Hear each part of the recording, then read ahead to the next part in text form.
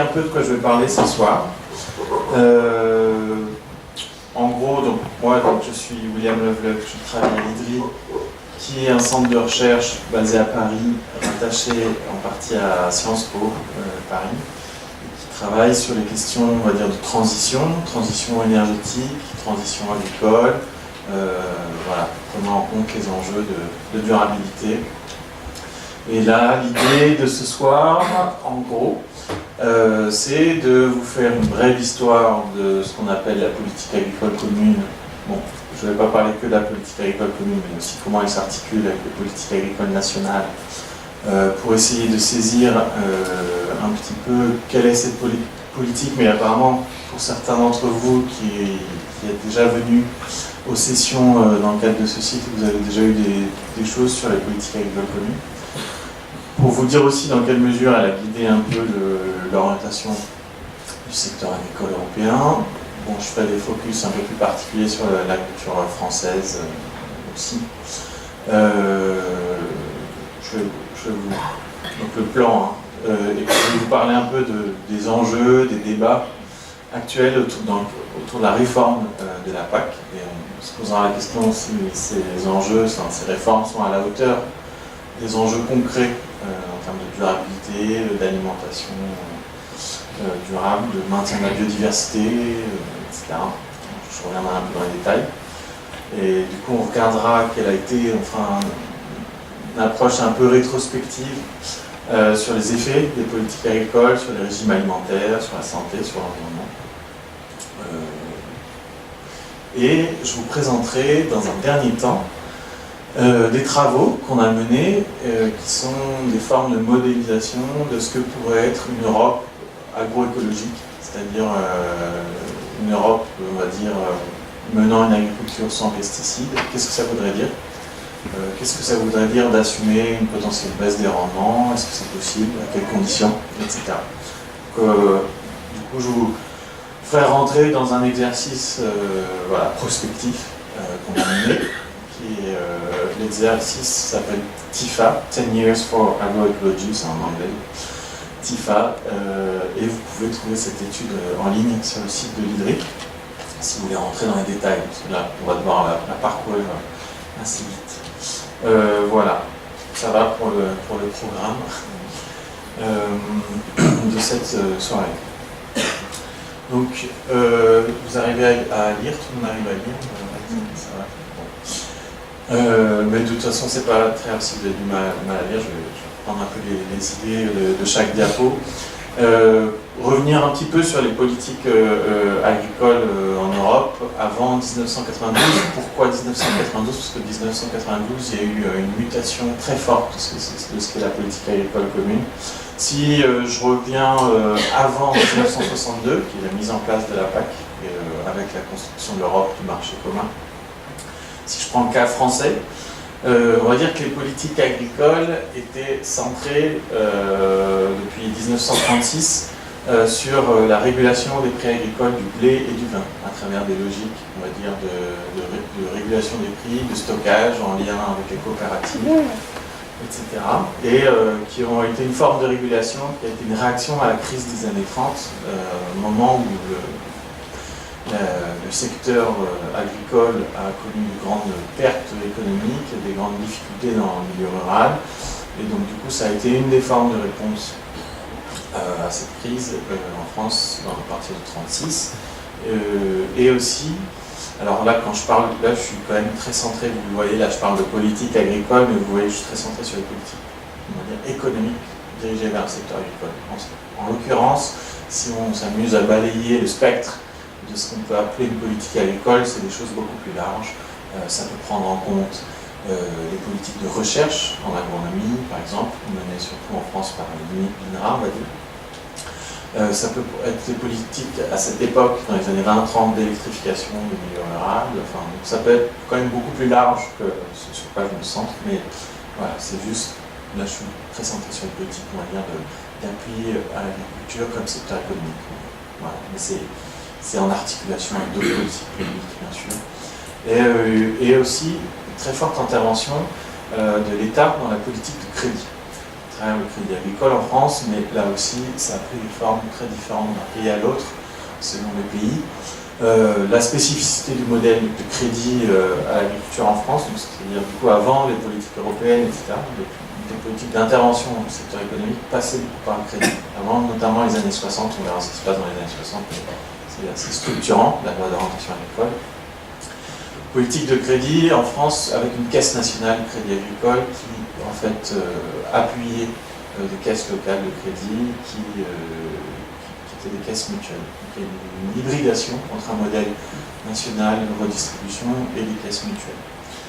Voilà. Et une sécurisation des investissements de moyen terme à travers la sécurisation de l'usage du foncier, notamment grâce à un outil qui est le fermage, qui est la capacité pour les agriculteurs à avoir un droit on va dire, garanti sur le long terme sur l'usage des terres à partir de 1947. Donc ça, politique de crédit et mutation de politique de crédit à partir de 1942 où l'État investit beaucoup plus massivement sur les bilans bancaires à travers l'émission massive d'obligations d'État, voilà, et associé aussi à une sécurisation des droits sur le sol.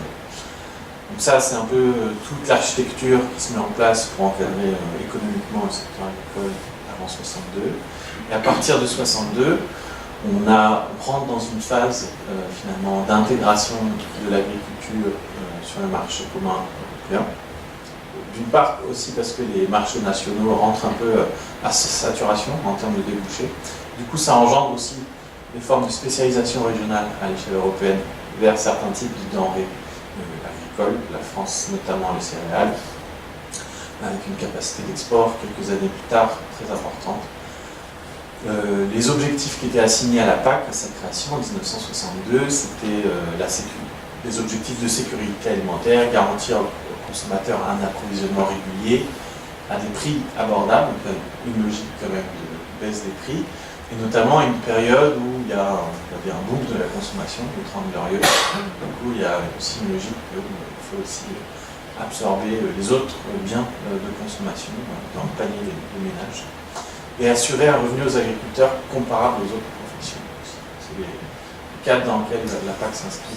Tout ça en augmentant la productivité de l'agriculture dans ce contexte donc, de construction du marché commun européen.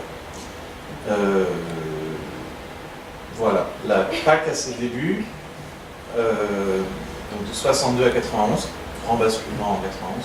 Alors, l'intégration dans la PAC, pour la France, ça a aussi une incidence sur ses politiques domestiques, sur la question agricole. Il y a eu, je ne vais pas rentrer dans tous les détails, parce que sinon ce serait assez long, mais il y a aussi une refonte des politiques agricoles en France, en lien avec cette nouvelle coordination, avec ce nouvel espace qui était l'Europe, bon, qui était un espace où il y avait moins d'États membres à l'époque, mais du coup, des refontes aussi politiques au niveau de l'espace national, notamment sur les politiques de crédit qui ont changé. La logique d'action de la PAC à ses débuts, c'était soutien, on passe d'un soutien aux prix nationaux, politique du blé, politique du vin, enfin c'était les deux marchandises sur lesquelles il y avait plus de soutien, notamment parce que c'était les marchandises les plus économicisées dans les années 30 et 40. Là on passe d'un soutien national à un dispositif de soutien des prix européens. Du coup, par exemple, pour le cas du blé, il va y avoir des greniers européens qui se mettent en place et qui, du coup, quand le prix devient trop bas, qu'il y a trop de marchandises sur le marché, ont un rôle de stockage.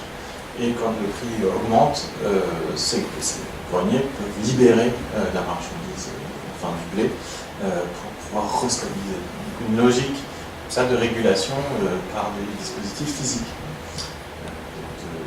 Qui peuvent être des greniers, qui peuvent être d'autres dispositifs pour d'autres denrées. Voilà, et le deuxième grand pilier politique de la PAC, j'espère que c'est pas trop compliqué, hein, parce que ça va, on arrive à suivre. Si vraiment il y a un moment où vous pouvez m'interrompre en levant la main, si vraiment c'est très bizarre ce que je raconte. La libéralisation des échanges des protéines végétales, soja notamment, qui a favorisé l'alimentation, l'intensification des élevages. Alors je reviens un peu là-dessus, c'est le deuxième pilier de la PAC, c'est-à-dire qu'en fait, En gros, en agriculture, on peut produire des céréales, on peut produire des protéines végétales comme, en agronomie on appelle ça des légumineuses. Donc les légumineuses, et le soja en est une, c'est des plantes qui ont la capacité de fixer l'azote.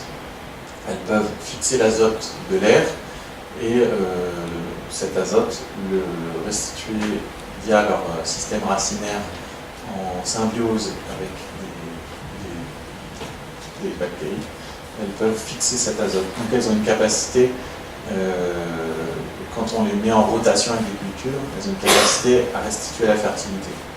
Donc là, ça veut dire qu'il y a eu aussi sur le plan macro-agronomique, il y a eu quelque part le fait qu'il y ait des fertilisants de synthèse qui soient du coup utilisés dans la modernisation agricole et notamment à partir des années 40-50. On a pu se dire qu'on peut se débarrasser de certaines cultures qui ont un rôle fertilisant. Donc c'est très important ce que je raconte, c'est sur le macro-système agronomique, c'est quelque part les deux grandes questions que se posent. Moi je suis à la fois agronome et à la fois sur les politiques publiques, un peu à la croisée des chemins.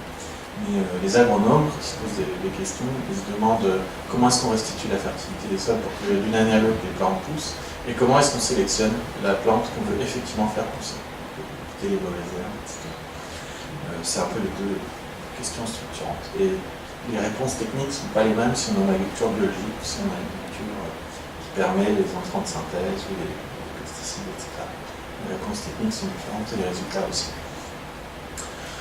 Voilà, donc du coup, les protéines végétales, quelque part, vont commencer à être produites par une autre partie du monde, qui est l'Amérique du Nord, puis l'Amérique du Sud, et notamment le Brésil aujourd'hui. Voilà, donc il y a eu aussi une logique, on va dire, de renforcement de la sélection des exploitations, en intégrant le marché commun.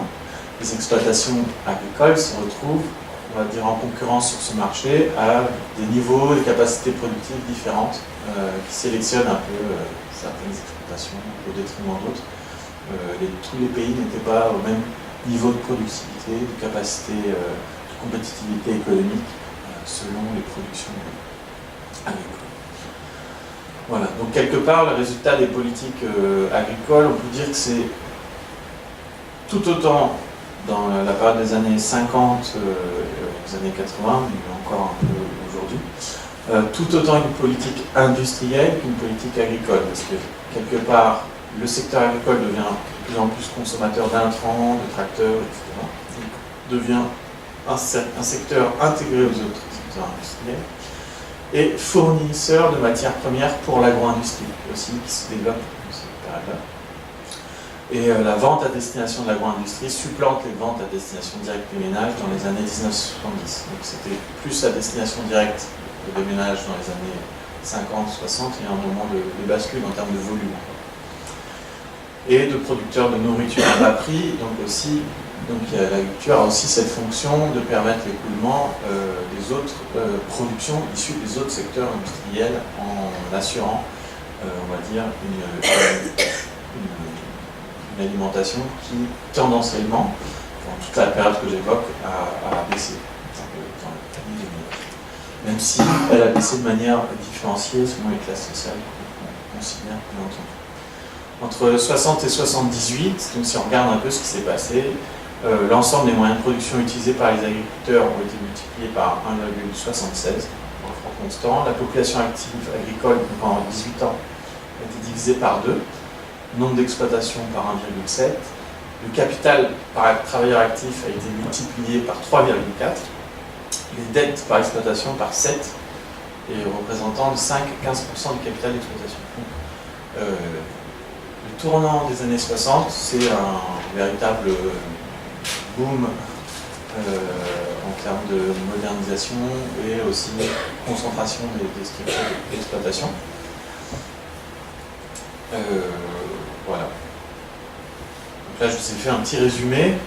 Je vais un peu plus loin que les périodes que j'ai décrites.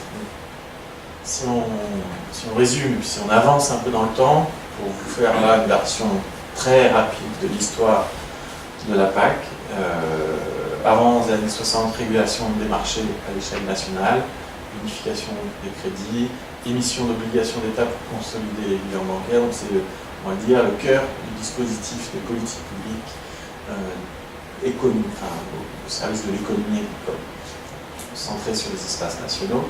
60-92, intégration européenne, garantie du prix à l'échelle de l'Union européenne. Années 80, début années 90, la PAC connaît un tel succès qu'on arrive en fait, au niveau productif, si on raisonne juste au niveau productif, parce qu'après on va regarder un peu ça dans les détails, mais il y a eu aussi des effets ou des dégâts collatéraux sur certaines dimensions, et notamment sur le plan environnemental à certains égards. Donc on regardera ça un petit peu après, mais en tout cas on arrive dans des niveaux de surproduction. Et ça rentre un peu en collision dans les années 80, donc années 70 c'est la période de stagflation, et au début des années 80 on est encore un peu dans cette crise. La période de stagflation, c'est la période en fait qu'avaient jamais connu les économistes avant que ça arrive dans les années 70, c'est pas de croissance faible et inflation forte. Et donc du coup, cette inflation forte, elle augmente aussi les frais en termes de coûts de gestion des stocks. Et en phase de surproduction, on va dire que la machine PAC commence à s'enrayer et à rencontrer un certain nombre de difficultés plurifactorielles, je ne rentre pas dans tous les détails, parallèlement. Et donc du coup, il y a eu des tentatives d'enrayement, de volume aussi, avec la mise en place de quotas laitiers avec un 4, des quotas sur les céréales, etc. Il y a eu une montée des taux d'intérêt dans les années 80-90. Je ne vais pas rentrer dans les détails sur pourquoi il y avait une montée des taux d'intérêt, sauf si vous me posez des questions après là-dessus. Mais il y a eu donc une montée des taux d'intérêt qui a eu une très forte incidence. C'est même aussi un des facteurs explicatifs du début de la désindustrialisation de l'Europe, le taux qui augmente. Ça a eu aussi un effet sur, on va dire, la croissance des marchés financiers. Ça rendrait les titres plus attractifs. Mais parallèlement, au niveau des structures agricoles, il y a eu des formes de décapitalisation des structures, par exemple les structures agraires, pour éviter d'avoir trop recours au crédit en période de taux d'intérêt élevé, décapitaliser les terres. Donc on est passé de 50% des terres en location à 75% des terres en location. On se débarrasser de son foncier. Et une recomposition sociale des fermes avec très souvent la conjointe, c'était la femme souvent, qui partait de l'exploitation pour ramener un revenu, stabiliser le revenu d'exploitation. Donc cette montée des taux d'intérêt n'a pas été sans... elle a complètement recomposé le paysage agricole. Pour ceux qui avaient investi juste avant la mise en place des quotas laitiers, c'était très compliqué parce qu'on leur impose des volumes et ils venaient d'investir avec des taux de crédit élevés et eux, ils n'ont pas réussi à rembourser pour certains. Il y a aussi beaucoup de défauts de crédit. Donc période très compliquée.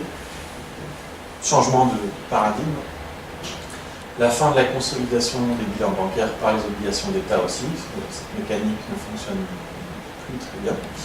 Et ça s'est soldé par la privatisation du crédit agricole en 88 et surtout par une refonte en 92, une refonte très profonde de la politique agricole commune. Donc maintenant, la politique agricole commune dont je vais vous parler, elle est plutôt l'héritage de 92 dans sa structure que l'héritage de 62.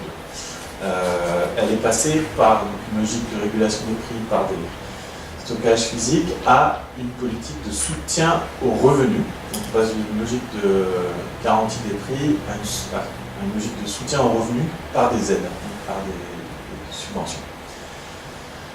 Des paiements compensatoires liés à la production et dégressifs, avec une intégration d'exigences environnementales assez faible dans la première formule de 92 et qui va tendre à augmenter dans les dispositifs qui mettent en place entre 92 et 2014 pour parler de la dernière réforme dont désolé, je tousse un peu de temps en temps.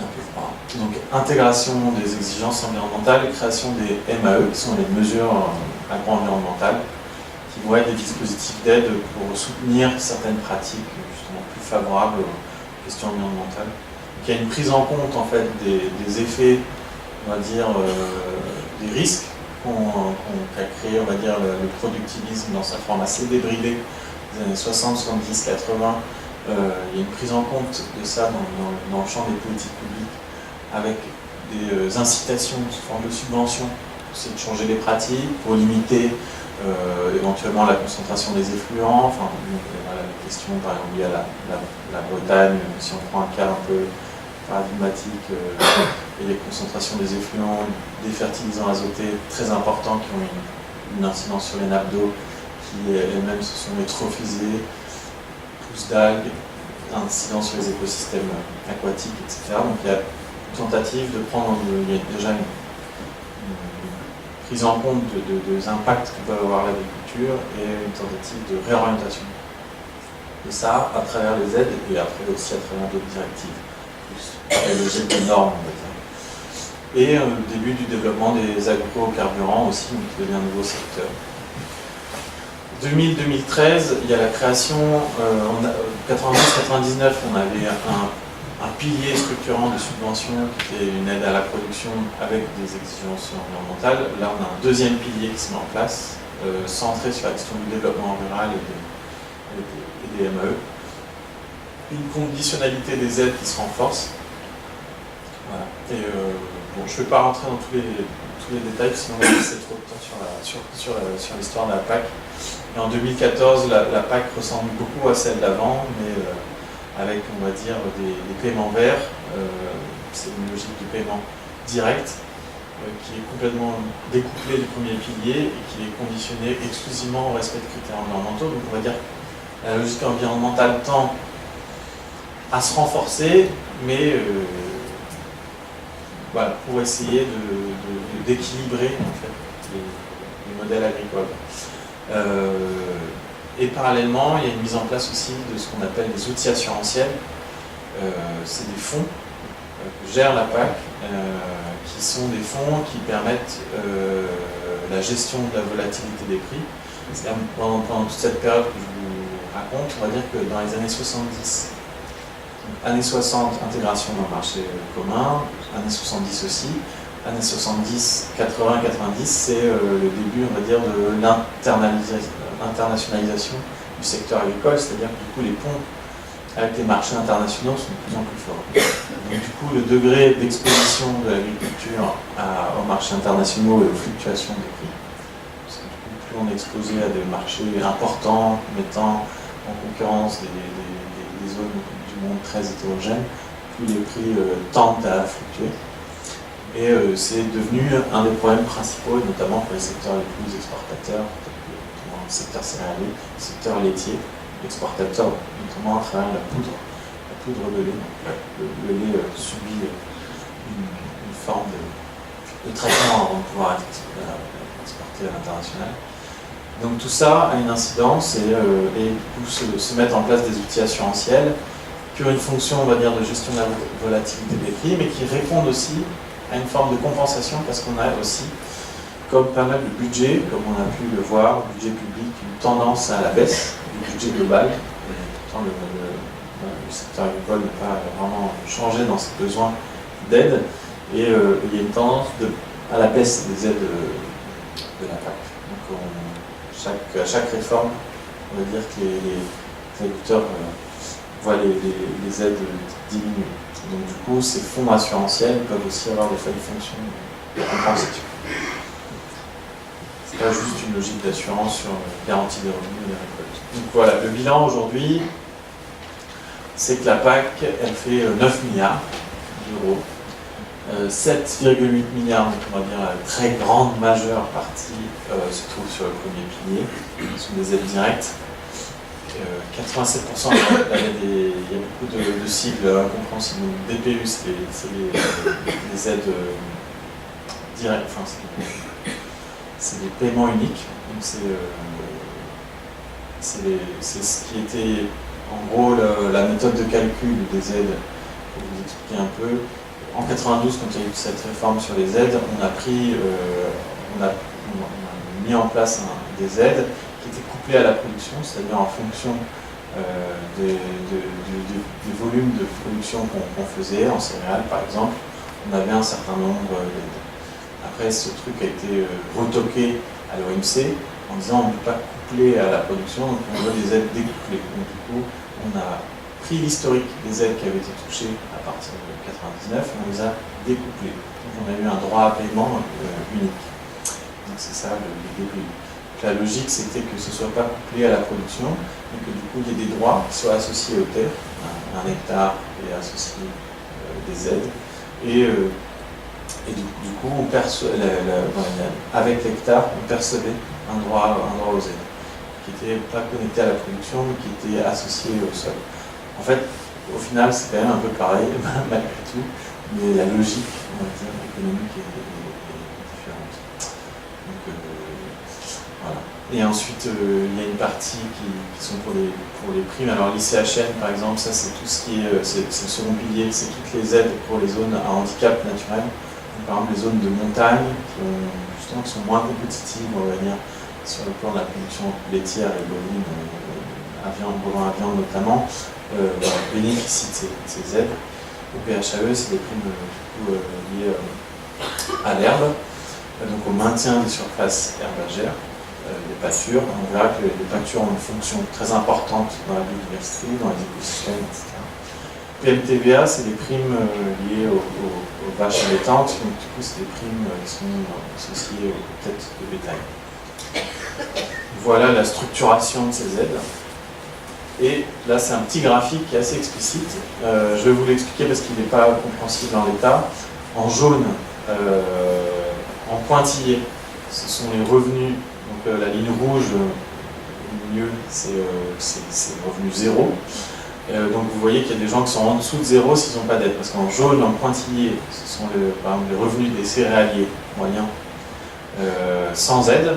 Et en jaune, en très plein, ce sont les revenus des céréaliers une fois qu'ils ont perçu des aides. Donc vous voyez qu'il y a quelques années où ils ont un revenu sans même avoir d'aide. Par exemple en 2007, en 2010, de 2010 à 2012. Mais la plupart du temps, s'ils n'ont pas d'aide, ils n'ont pas de revenus, ils ont même un revenu négatif, c'est-à-dire qu'ils payent plus de charges. Voilà. C'est le cas aussi pour les bovins viande, qui sont en rouge, pointillés. Eux, ils sont tout le temps en dessous de zéro. Et les bovins laitiers sont au-dessus de zéro, mais très marginalement, et des fois en dessous de zéro, par exemple en 2009. Donc la production laitière aussi, sans aide, en gros, elle couvre pas ça. Donc vous voyez l'importance de ce dispositif d'aide aux revenus, enfin en tout cas peut-être que l'agriculture s'est structurée aujourd'hui. Vous comprenez aussi pourquoi il y a des batailles très rudes dans les négociations, au moment des négociations PAC entre pays, etc. Et donc les différents corps de producteurs aussi vont essayer de défendre le maintien de ces aides, bien entendu, sans lesquelles ils ne peuvent pas vivre. Alors c'est une moyenne, donc ça ne reflète pas l'hétérogénéité des situations des structures. Une très grande ou une petite structure ne sont pas forcément dans la même situation.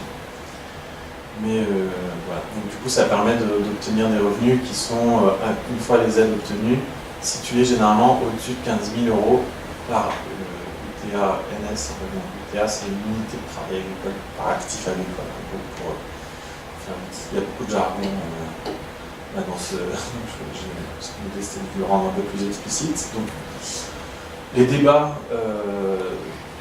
vous avez un peu une idée de l'architecture de cette PAC. Les débats, il y a des discussions sur la réforme de cette PAC. Une réforme qui démarrera en 2020 pour des périodes de 7 ans. Donc à chaque fois, la PAC est négociée sur 7 ans. Les débats, généralement démarre avec, donc au niveau de l'Europe, je ne sais pas si vous voyez comment c'est structuré, mais il y a notamment ce qu'on appelle la Commission européenne. Cette Commission européenne met en débat dans le Parlement généralement une première proposition. Cette commission, elle est divisée en différents services. Il y en a une qui s'appelle la DG Agri, c'est la Direction Générale de l'Agriculture.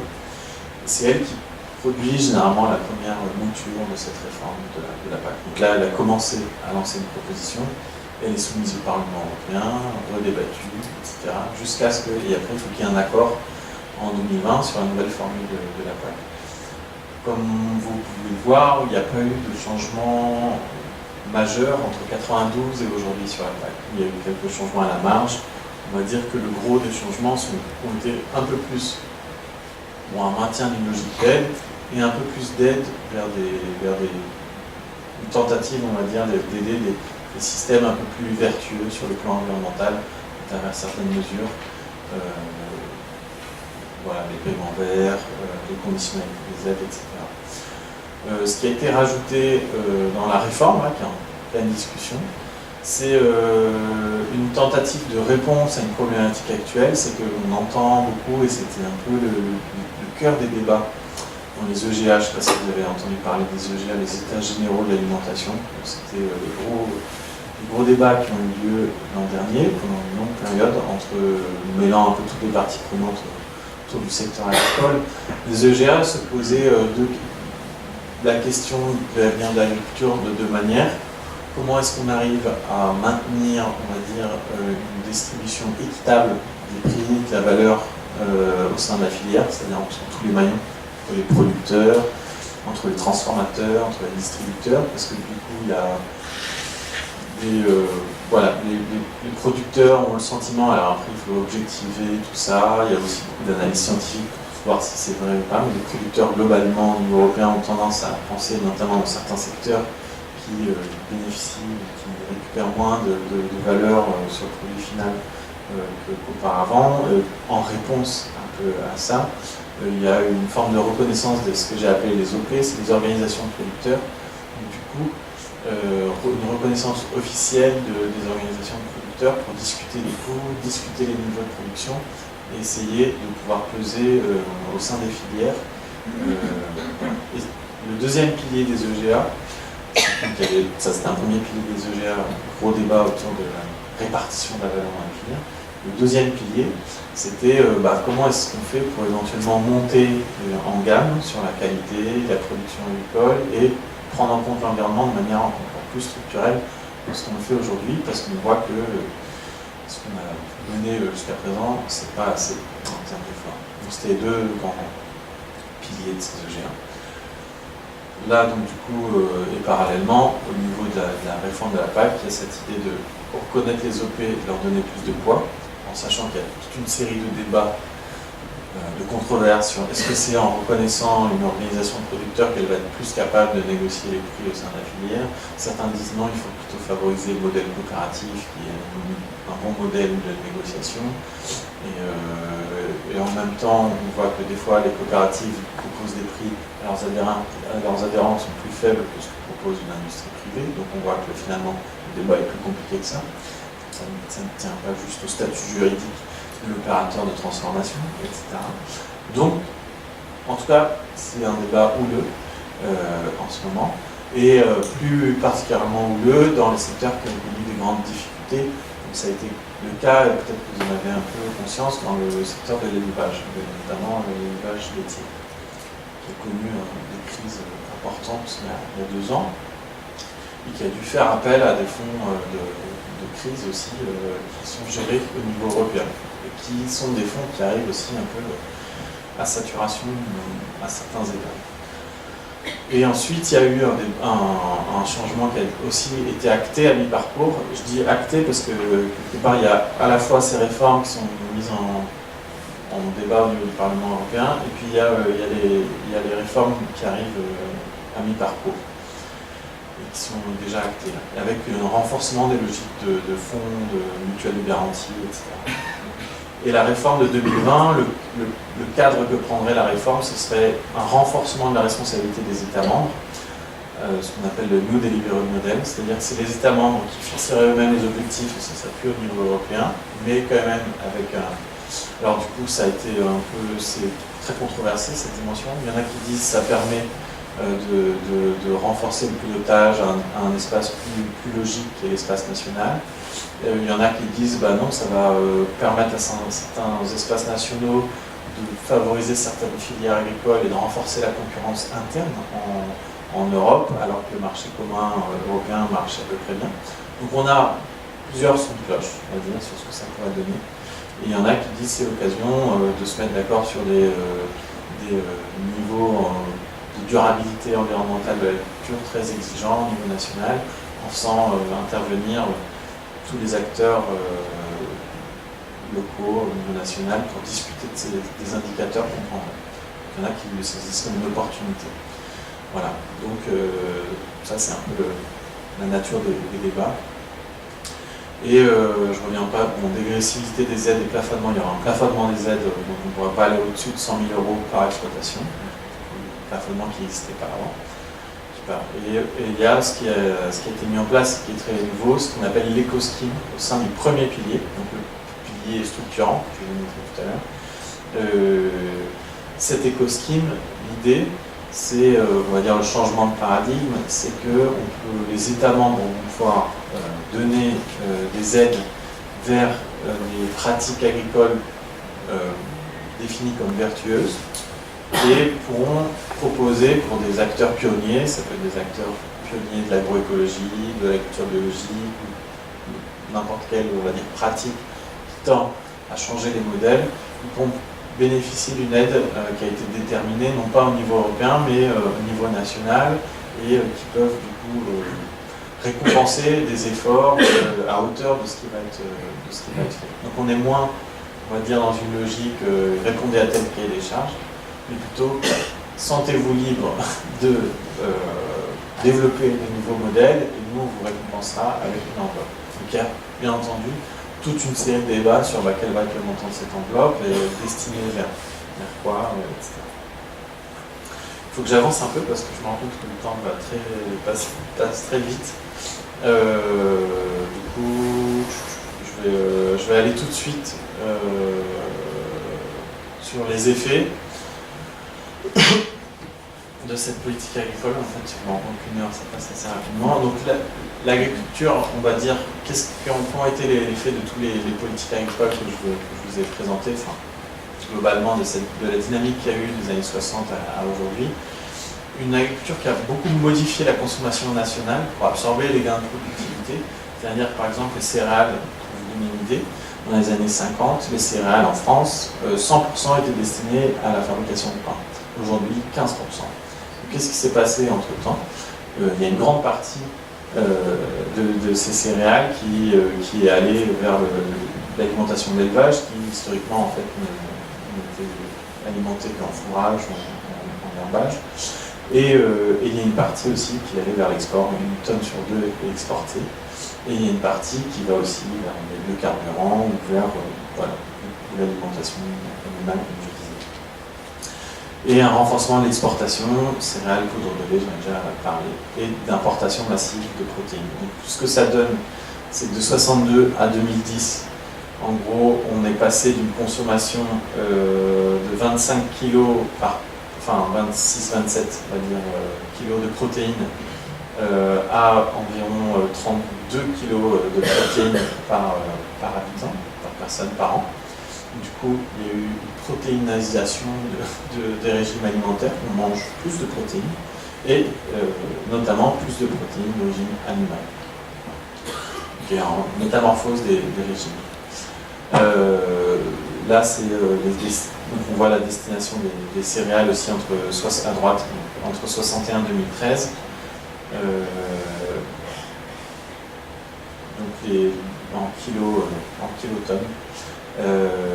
Donc vous voyez que là, la production, elle passe de 130 kilotonnes à 250, donc elle augmente énormément, et notamment vers l'alimentation animale, et puis vers des usages industriels.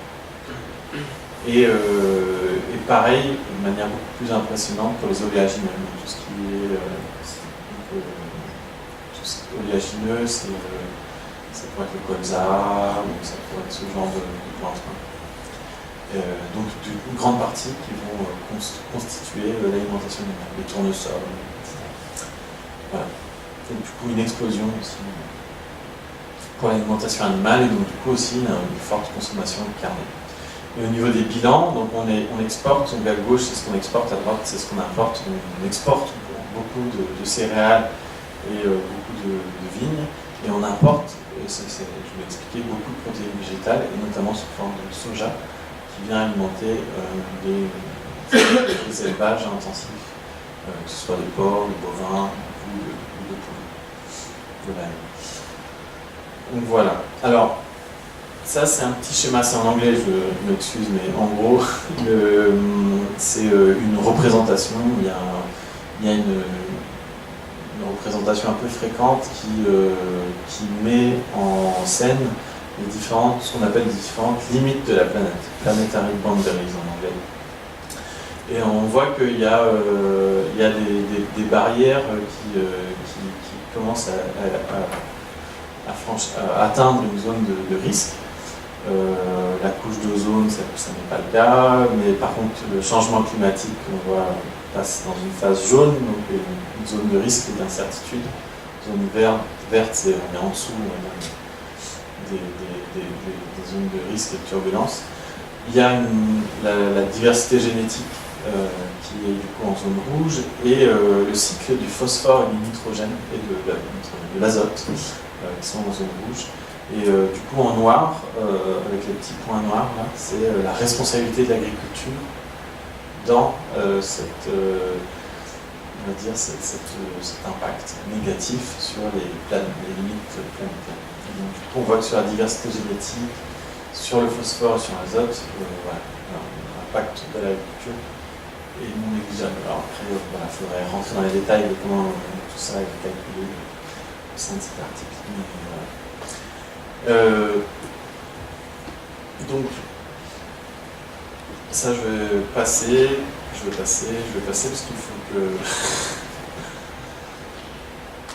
voilà, les impacts, on va dire, c'est globalement aujourd'hui des régimes assez déséquilibrés sur le plan alimentaire, c'est-à-dire trop de protéines, comme on l'a vu, pas assez de légumes, trop de lipides, trop de sucre. Donc on va dire des régimes alimentaires qui ne sont pas forcément équilibrés si on suit un peu les préconisations de l'OMS ou des agences de santé, avec des risques qui tendent à augmenter, tel que ça a été documenté ces dernières années, en termes d'obésité, de diabète ou de maladies cardiovasculaires.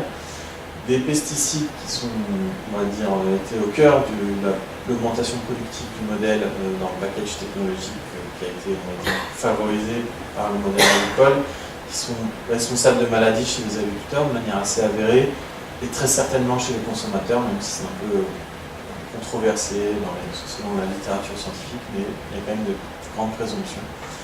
Et au niveau environnemental, 20% des oiseaux communs qui ont disparu en une génération, notamment liés à cette baisse de diversité, diversité cultivée, et aussi d'autres dimensions, c'est-à-dire enlever les pour faire passer certaines machines importantes, etc. Tout ça a pu avoir un impact, mais aussi l'usage de pesticides. Et d'intrants de synthèse, disparition de 3/4 des insectes volants dans certaines régions, en 30 ans. Et une agriculture finalement pas si performante, entre guillemets, dans le sens où, par exemple, aujourd'hui, l'Europe est, si on fait un bilan de toutes nos consommations issues de la photosynthèse, on est importateur net des terres agricoles. Donc malgré une très grande productivité dans certains secteurs, de manière, on va dire, virtuelle, on importe 30 millions d'hectares environ, si on fait le bilan. Donc, et notamment, une grande partie de ces hectares importés sont liés à la consommation de soja à destination des élevages. Donc du coup, c'est pas l'Europe qui nourrit le monde, comme des fois on peut l'entendre, mais c'est le monde qui nourrit l'Europe, quelque part, si on fait un bilan. Alors certains, quand ils entendent ce constat, parce que c'est un constat qui a été calculé par un think tank, qui disent bon, il faudrait être encore plus productif. Mais on va voir qu'il y a d'autres réponses à cette question.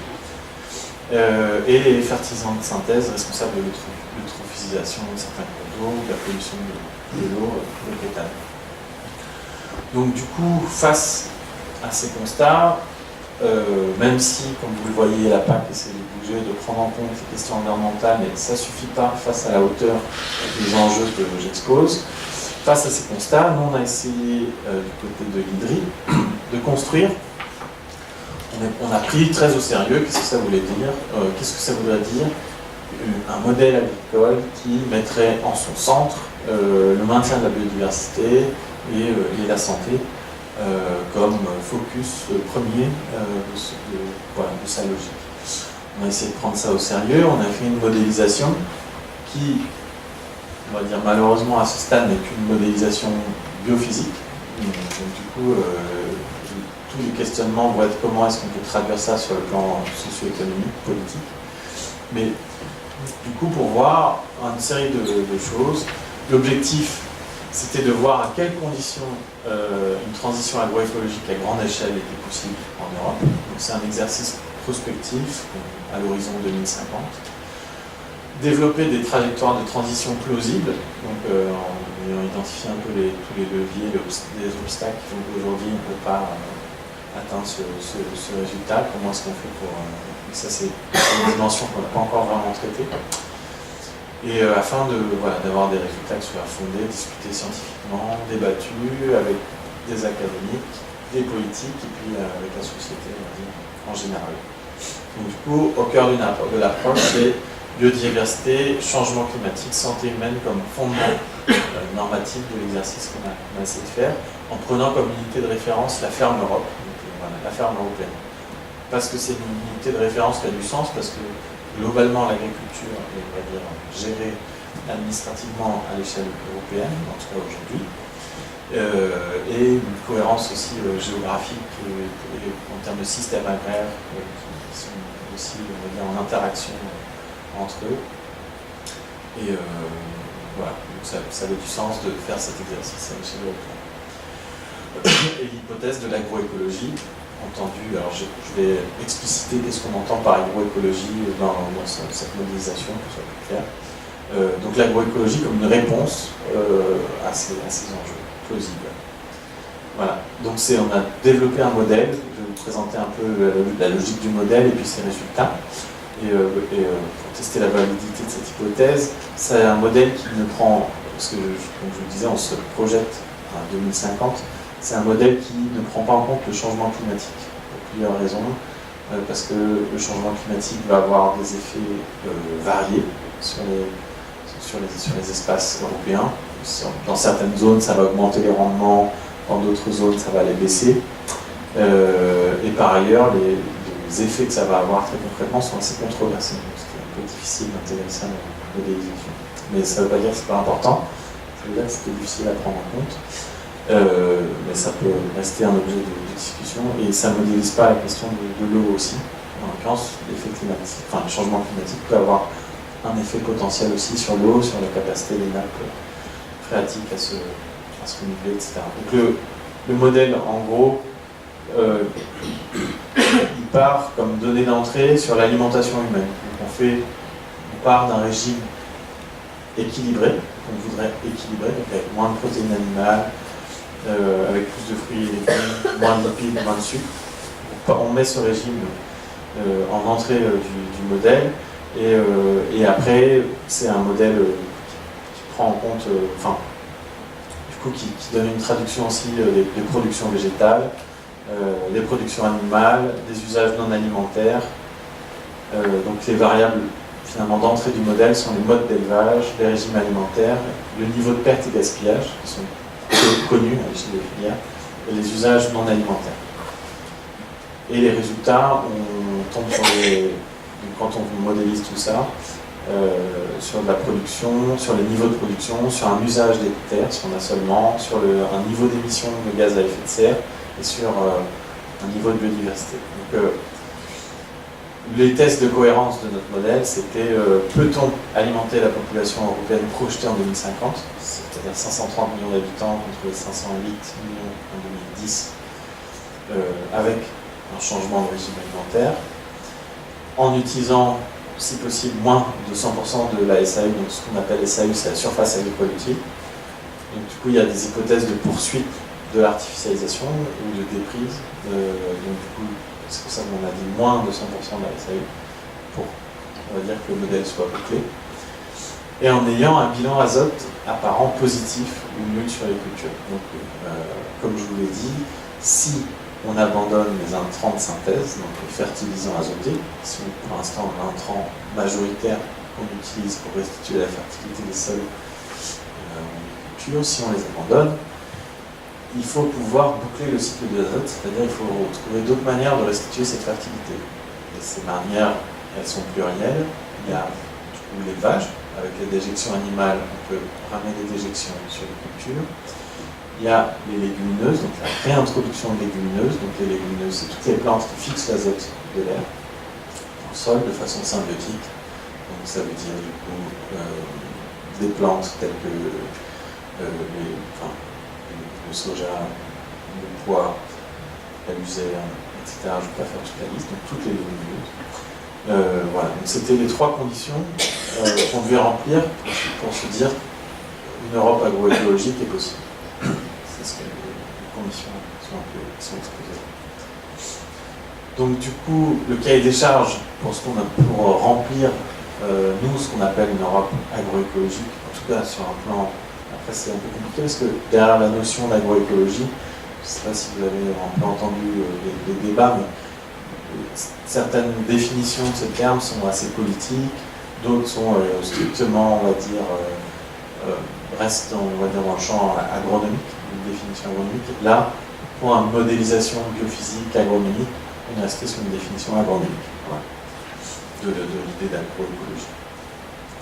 Donc, une gestion de la fertilité au niveau territorial, abandon de l'importation des protéines végétales, qui représente une grande partie du système actuel, substitution des intrants de synthèse par les légumineuses et reconnexion culture-élevage. Abandon des pesticides et extensification de la production végétale, donc l'agriculture biologique comme référence. On a pris l'agriculture biologique comme référence parce que c'est celle sur laquelle on a le plus de références en termes de rendement potentiel. Donc quand on fait de la modélisation, on a une idée un peu de quels seront les rendements. On a pris l'agriculture biologique. Parce qu'elle n'utilise pas de pesticides, elle répondait du coup à peu près à l'idée qu'on se faisait de ce qu'on voulait modéliser. Après, ça ne veut pas dire qu'en 2050, l'agroécologie ressemblera tout à fait à l'agriculture biologique telle qu'elle est menée aujourd'hui, mais en tout cas, c'était intéressant d'avoir ça comme référence pour la modélisation. Sur les pesticides, bon, je ne reviens pas dessus sur les risques que représentent. Sur les engrais de synthèse, en fait, il y a un lien direct entre l'idée de ne pas utiliser des engrais de synthèse et de ne pas utiliser les pesticides, parce que dès qu'on utilise des engrais de synthèse, par rapport, on va dire, à des déjections animales qui sont des apports azotés qui, du coup, sont minéralisés dans un temps un peu plus lent, là, les engrais de synthèse, eux, sont directement absorbables par la plante, et donc, du coup, on crée aussi, on va dire, des booms productifs dans le sol qui, du coup, ont aussi avantage aussi les mauvaises herbes ou les plantes qu'on ne peut pas forcément sélectionner. Donc herbicides, souvent, et pesticides vont un peu main dans la main avec un usage des engrais de synthèse, malheureusement. Donc, du coup, mais ça pose question parce que si on n'arrive pas complètement à boucler le cycle de l'engrais, le cycle de l'azote, il faudrait peut-être en utiliser un petit peu. Donc c'est une question qu'on se pose dans le cadre de cet exercice. Voilà. Donc du coup, les écarts de rendement entre l'agriculture biologique et l'agriculture dite conventionnelle, qui elle utilise des engrais, c'est ce genre d'écart dans la littérature. C'est basé sur des références. Donc en gros, en agriculture biologique, c'est la manière de lire dans ce graphique, c'est en agriculture biologique, on aurait 75% des rendements en céréales par rapport à l'agriculture conventionnelle, 55% pour le colza, 80% pour le tournesol. Selon les cultures, ce n'est pas tout à fait les mêmes variabilités de rendement. En tout cas, les rendements, vous le voyez, sont toujours plus faibles. Donc la question, l'équation que posait l'exercice TIFA, cet exercice de modélisation, c'est comment est-ce qu'on assume une baisse de rendement. Malgré tous les discours actuels, il faut augmenter les rendements. Donc, comment on fait? Sur quelles conditions? C'est ça un peu la question. Redéploiement des prairies naturelles, donc du coup l'élevage. C'est vrai que peut-être vous avez aussi eu des interventions sur comment nourrir 10 milliards de personnes en 2050, etc. Peut-être que ce qui était proposé ou les enjeux étaient présentés de manière différente, donc du coup ça peut être aussi un bon cadre de discussion sur comment on peut répondre à cette question, parce que du coup on se rend compte qu'il y a plusieurs chemins. Les régimes alimentaires et les taux de protéines animales en lien, parce qu'il faut garder en tête que plus de 50% des surfaces européennes sont destinées à nourrir les animaux. Donc, du coup, si on joue sur cette variable, on libère des potentiels, incroyables potentiels. Mais Ça ne veut pas dire qu'il ne faut pas plus manger de viande, en diminuant un petit peu. Le redéploiement des prairies naturelles est au cœur du système, c'est-à-dire qu'on est sur des systèmes d'élevage, tout sort du système d'élevage intensif, basé sur les céréales et les protéines végétales, le soja, maïs notamment. Et on est globalement plutôt sur des élevages qui ne sont pâturants dans ce modèle. Parce que l'élevage pâturant a un rôle clé dans la fertilité, transfère les zones herbagères de la fertilité vers les zones de culture. Et en plus, en l'occurrence, il y a certaines zones qu'on peut valoriser qu'en prairie. Là aussi, ça a vraiment un sens encore plus fort. Ça contribue, on va dire, à la séquestration de carbone. Il y a un enjeu d'alimentation aussi. L'alimentation de ruminants qui nourrit à l'herbe a un déséquilibre oméga 3, oméga 6 plus intéressant que des ruminants en élevage intensif. C'est réalisé les protéines végétales. Et par ailleurs, c'est un rôle majeur pour la biodiversité, les prairies naturelles et notamment les prairies permanentes, parce que certaines abritent des habitats que seules ces prairies abritent. Du coup, il y a aussi un sens à leur redéploiement. Aujourd'hui, elles sont très, on va dire, concentrées, donc ça passerait par une forme de déconcentration aussi de ces prairies. Donc, du coup, le système bovin-viande devient au cœur du système d'élevage de cet exercice prospectif. Les porcins et les volailles deviennent plus une variable d'ajustement. Et notamment parce que l'alimentation des monogastriques, donc porcins et volailles, en l'occurrence, ce qui va les alimenter, là c'est surtout des céréales et des protéines végétales, donc du coup ce qui va les alimenter est en concurrence directe avec l'alimentation humaine. Du coup on voit que finalement, selon la viande qu'on choisit, on ne répond pas au même questionnement sur la gestion des espaces, etc. C'est important aussi d'avoir ça en tête. Voilà. Et donc du coup, une adoption de régime alimentaire moins riche et plus équilibré. Donc là, c'est un petit...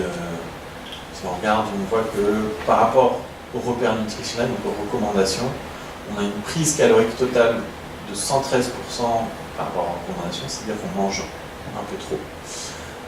En moyenne, hein, alors là c'est des moyennes, donc c'est à prendre avec des pincettes. Donc, globalement, on mange trop. 200% de protéines par rapport à nos besoins. Donc on mange 2 fois trop de protéines. Et voilà. Et des fibres à augmenter. C'est 67% par rapport à ce qui serait recommandé en termes de fruits et légumes. Donc, du coup, il y a une proposition de changement de régime. Ça pose des questions. Qu'est-ce que ça veut dire changer de régime des gens? Ça ouvre tout ces questionnements. Mais en gros, c'est changer les régimes pendant qu'on change l'espace productif de production aussi.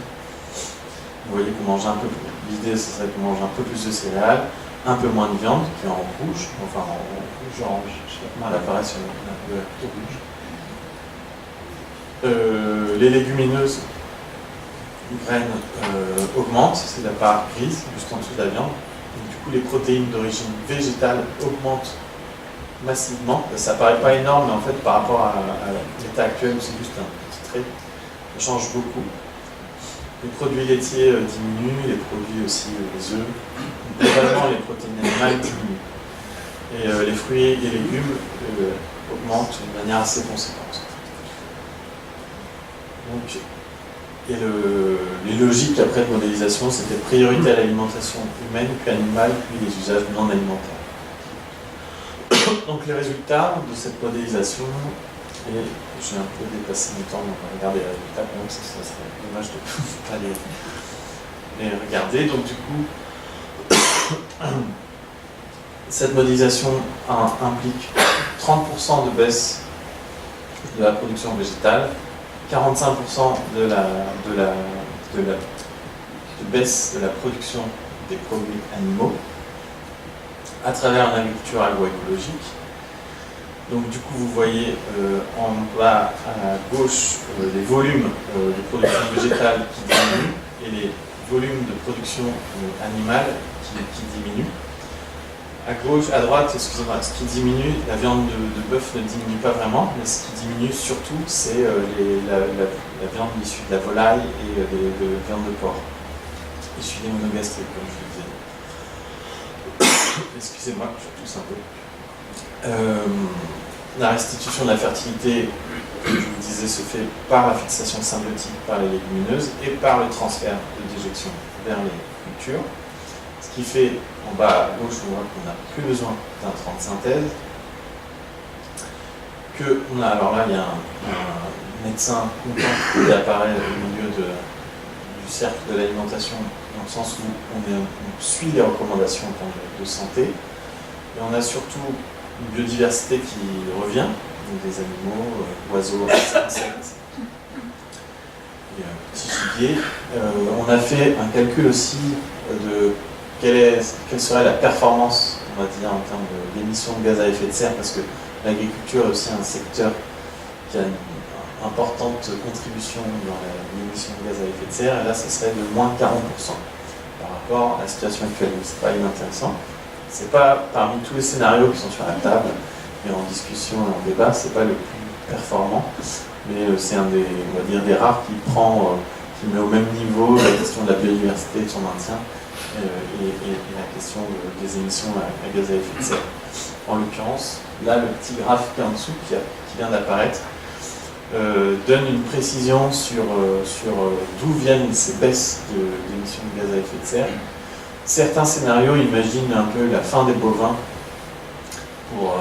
pour avoir une forte performance énergétique de l'agriculture, parce que via la fermentation des gaz entériques, les animaux, il y a des fortes émissions de méthane. Donc là, la performance, on va dire, énergétique de ce scénario agricole, ça passe pas par la question de la baisse du cheptel bovin, ça passe par le fait qu'on n'utilise pas d'engrais de synthèse qui utilisent énormément d'énergie fossile dans leur production. Donc, dès qu'il n'y en a plus, ça donne une performance très forte. Par contre, les gaz entériques sont maintenus. Donc voilà, du coup, selon les trajectoires qu'on prend, on peut atteindre des performances climatiques intéressantes avec des trajectoires très très contrastées, complètement différentes sur le plan agricole. Donc voilà pour la question des gaz à effet de serre. Et après, du coup, un import d'huile de palme et de soja qui baisse de 90%, un maintien de ce qu'il ne peut pas du tout produire, comme les fruits tropicaux et les fèves de cacao, café, un maintien des capacités d'exportation et en céréales, en vin et en produits laitiers transformés. Ce qui veut dire qu'en fait on peut assumer une baisse de rendement en jouant sur la variable des protéines animales. On peut arriver à assumer une baisse des rendements très forte de 30% de la production végétale, tout en maintenant les capacités d'exportation. Et par ailleurs, je vous ai précisé tout à l'heure que le système alimentaire européen était importateur net de 30 millions d'hectares, ce qui représente le tiers de sa surface. Là, on est dans une approche où on est exportateur net, tout en diminuant les capacités de production de chaque hectare cultivé. C'est ça qui est assez étonnant, juste en jouant sur la variable alimentation animale, qui en fait consomme une part très très très importante de la production. Donc vous voyez comment cette question du niveau, pour vous donner une idée, de la consommation de viande, avant la Révolution française, on était à 20 kg par an par habitant. Dans les années 50, j'ai plus les chiffres. En tout cas, dans les années, le maximum de consommation était autour des années 2010, ça a eu le temps à diminuer. On était autour de 65-60 kg par habitant. Donc, du coup, ça a triplé en 200 ans. Donc c'est une variable qu'il faut prendre en compte, sans forcément aller vers des régimes végétariens. Voilà. En tout cas, c'est une incidence forte sur ce qu'on pourrait appeler le food system ou le système alimentaire global. Voilà, donc ça vous donne un peu une idée de l'évolution du cheptel. Le bouclage de l'azote, donc, qui est assuré par des apports qui viennent du fumier, des cultures intercalaires fixatrices d'azote et des cultures aussi en rotation. Donc, il y a une partie de la fixation de l'azote, donc la restitution de la fertilité des sols, qui passe par ce qu'on appelle des cultures intercalaires, c'est-à-dire entre deux cultures principales, on fait une culture intercalaire sur une saison assez courte, par exemple entre une céréale et une autre culture. Un oléoprotéagineux, on met une culture qui fixe l'azote. Donc voilà, j'ai fait le tour, ça amène à quelques discussions. Quel risque, bon là je vous donne des idées, mais vous avez tous vos questions, mais je donne quelques pistes de discussion. Quel risque du coup sur la question de biodiversité, de climat, si des changements majeurs du système alimentaire agricole n'ont pas lieu? Quel cadre envisager de telles ruptures en termes d'alimentation et de production? Et surtout, comment ne pas être sur une logique d'imposer des régimes alimentaires de manière autoritaire, mais plutôt réfléchir de manière conjointe une métamorphose de la production et une métamorphose des régimes alimentaires. Quelle logique donc de transition? Ça pose un peu cette question-là.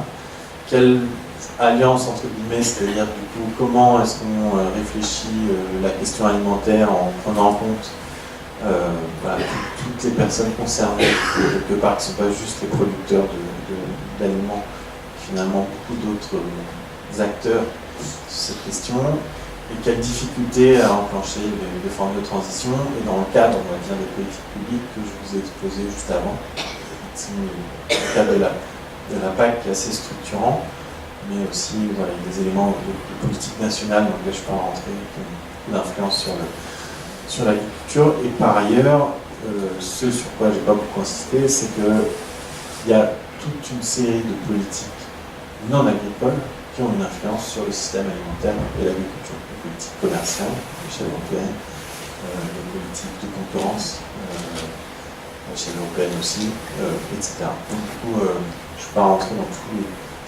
les secteurs qui avaient une incidence finalement sur ce grand système qui est le système alimentaire européen.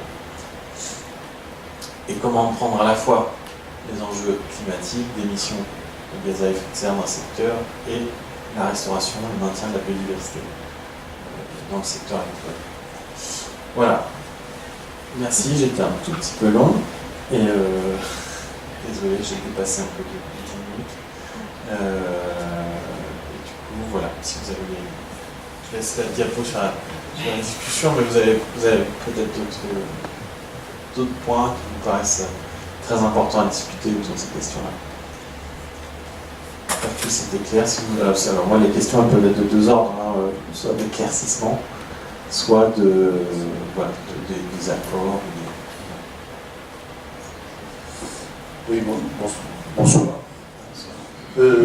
Est-ce que ça serait pas plus simple finalement de faire une action assez forte de communication, enfin d'encouragement des personnes à mieux manger, donc moins de viande, plus de légumes, plus de fruits, et en fin de compte, derrière la filière, par voie de conséquence directe, s'adapterait à ça.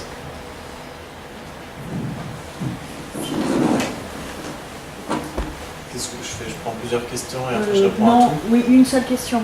Vous pouvez Okay. appuyer pour répondre. Ok. Voilà. Ouais, bah, c'est pas grave. Ah bah c'est bon. Donc on fait question par question. Oui, Sinon j'aurais pu mieux. prendre une série Ouais, de questions, non, mais mais c'est mieux. c'est plus pratique. Comme vous voulez. Alors, encourager les gens à mieux manger et la filière s'adapte. C'est en fait ce que montrent un petit peu les graphiques que je vous ai présentés, c'est que c'est un peu compliqué parce que la manière dont on a parlé de tout ça, ou même la manière parfois qu'ont les économistes d'exposer ces choses-là, c'est de parler en offre et demande. Il y aura une offre et une demande, et puis et quand la demande change, l'offre s'adapte.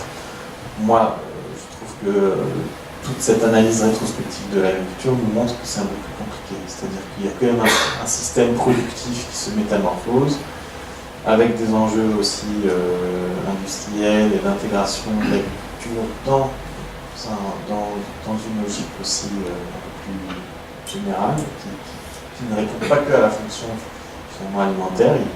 L'agriculture est à la croisée d'autres enjeux. Et du coup, il y a quelque part des régimes alimentaires qui se modifient en fonction des métamorphoses de ce secteur productif.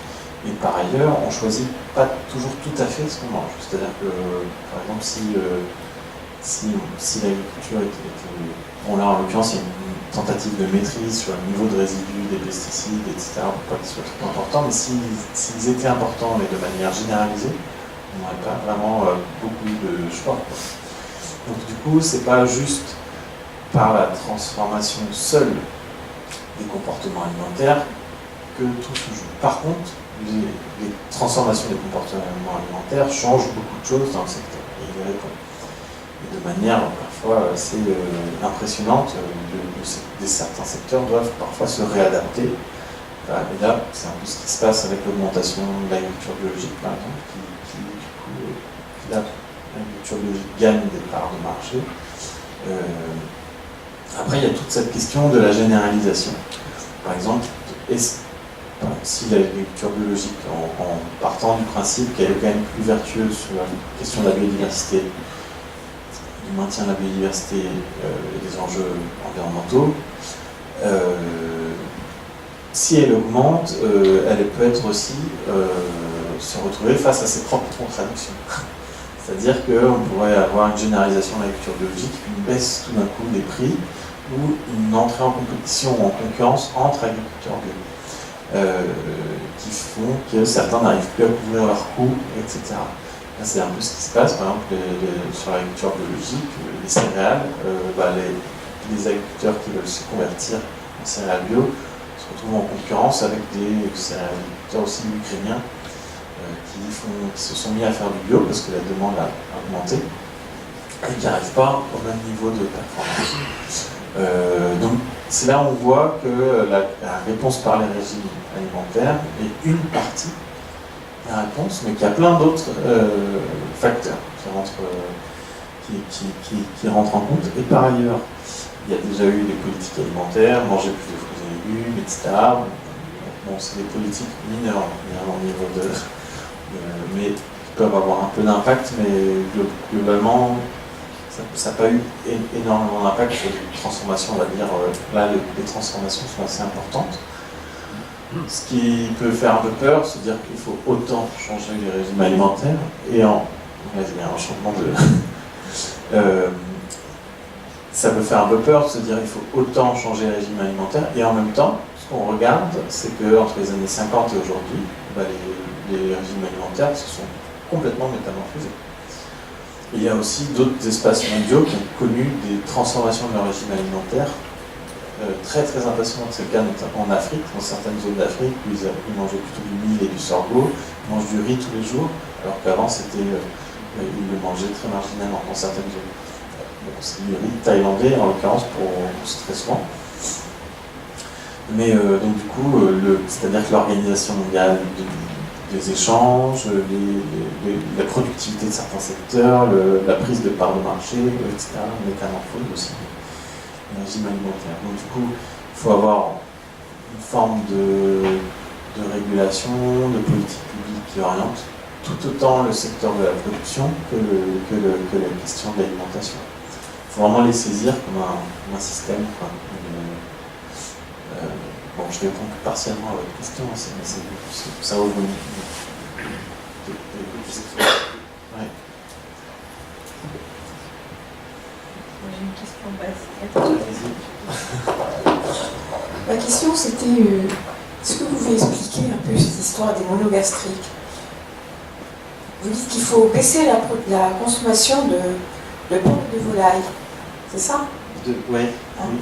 Est-ce que vous pouvez expliquer pourquoi, comment? Parce que, voilà. Oui. C'est un peu étonnant parce qu'on a beaucoup entendu dire qu'il fallait manger moins de viande bovine, que la volaille était... Oui. Voilà, bref. C'est vrai. C'est une des... C'est une des controverses de ce que je viens de vous présenter. C'est-à-dire que c'est une controverse à deux égards. D'une part, parce que les tendances actuelles sont plutôt une augmentation de la consommation de viande blanche versus viande rouge. C'est-à-dire que globalement, les gens mangent plus de viande blanche et le ratio viande blanche sur viande rouge a tendance à augmenter. Donc, coup, ce serait contraire à la logique actuelle. Mais par ailleurs, le facteur explicatif de cette augmentation de la viande blanche n'est pas que pour des raisons de santé, c'est aussi, on va dire, une logique de prix, c'est-à-dire que le différentiel entre la viande blanche et la viande rouge a eu tendance à augmenter, c'est-à-dire la viande blanche est vraiment moins chère que la viande rouge et elle est de plus en plus moins chère, quelque part, si je puis me permettre, une manière d'exposer les choses. Et du coup, il y a des effets, inégalité de régime alimentaire, etc. Enfin, il y a plein d'effets sociaux. Ça, c'est une chose. Et par ailleurs, la viande rouge issue d'élevage pâturant est moins, on va dire, transformée au niveau industriel, n'aurait pas du tout le même impact santé que la viande rouge qui existe aujourd'hui. Ça, c'est une autre dimension. Et après, du coup, pourquoi on a un scénario, enfin, l'IDRI, on a modélisé un scénario, on s'est dit que la seule manière de tenir cette question de l'agroécologie, du maintien de la biodiversité, c'était de maintenir dans les protéines animales plutôt des protéines animales issues des bovins. La logique, c'était que les bovins, c'est les seuls qui peuvent transférer la fertilité de zones d'herbe vers des cultures. Les monogastriques ne pourront pas nous aider à faire ça. Ni les porcs, ni les volailles. Donc c'était ça la question des monogastriques. Et que par ailleurs, comme je le disais tout à l'heure, les monogastriques, donc porcs, volailles, ils mangent un peu la même chose que. Enfin, ils mangent des choses qui sont issues des mêmes espaces que ce que mangent les humains sur le plan végétal. Donc du coup, ça rentre un peu en concurrence, donc quelque part, ça permet. Le bovin réfléchit un peu dans cette logique un peu systémique, permet de valoriser des espaces qu'on ne peut pas valoriser de toute façon. Alors, notamment les espaces montagneux, mais pas que. Des espaces assez humides où on peut avoir que des pâtures, etc.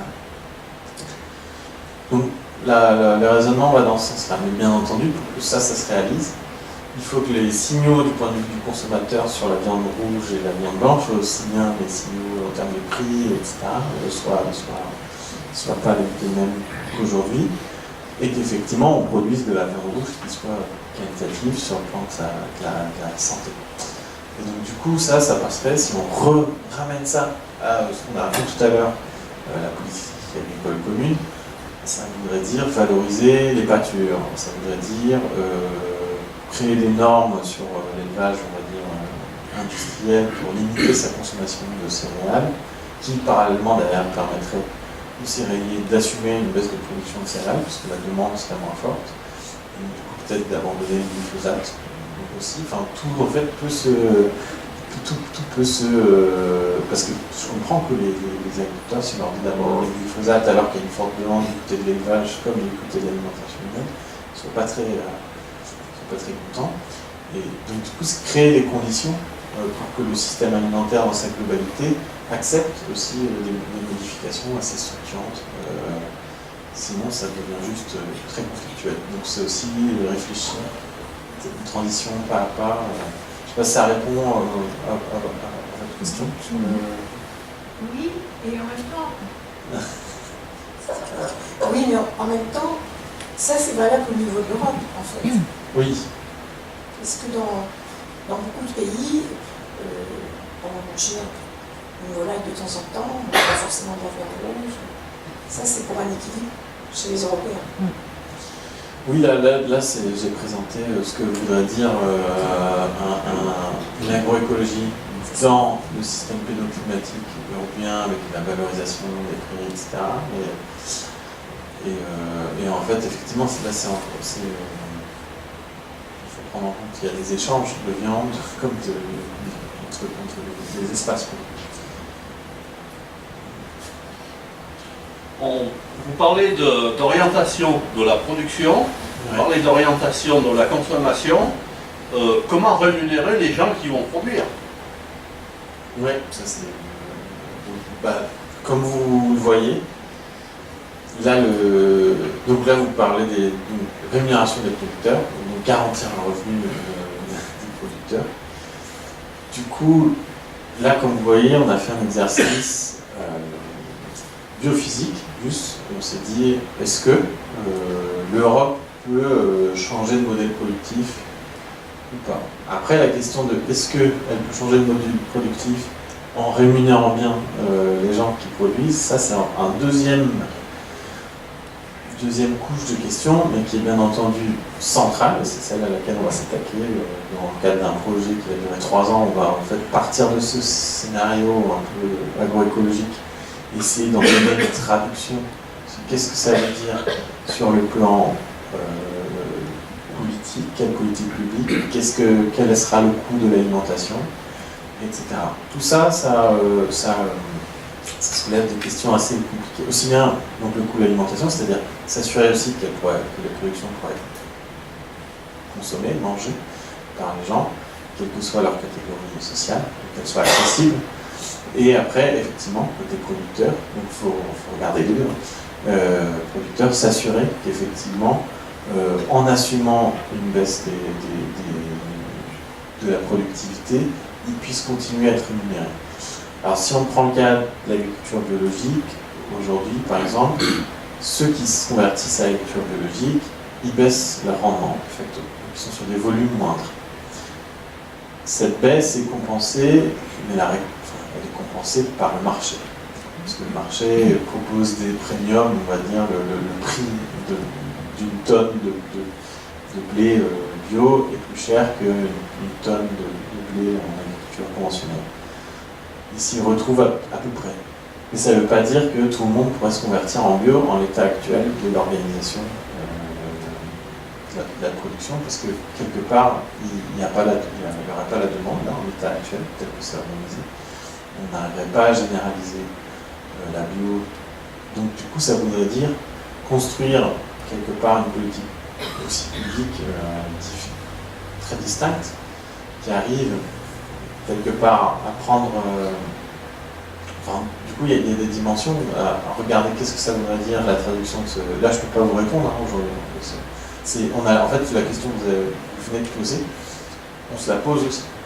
C'est-à-dire qu'on n'est pas encore sûr que... c'est un peu l'enjeu, quoi. On n'est pas encore sûr que ce modèle, une fois qu'il a du sens, on va dire, sur le plan biophysique, il est possible. Mais une fois qu'on le traduit dans le contexte économique, est-ce qu'on arrive à avoir un coût de l'alimentation qui peut être géré par tous les ménages et des revenus des producteurs qui peuvent... Mais cette question, elle est quand même très, très complexe, parce que même ce qu'on appelle un revenu d'un producteur, même ce qu'on appelle un producteur, ça n'a pas arrêté de changer dans toute l'histoire que j'ai racontée, entre les années 60 où ils avaient 20 hectares en moyenne, et aujourd'hui où ils en ont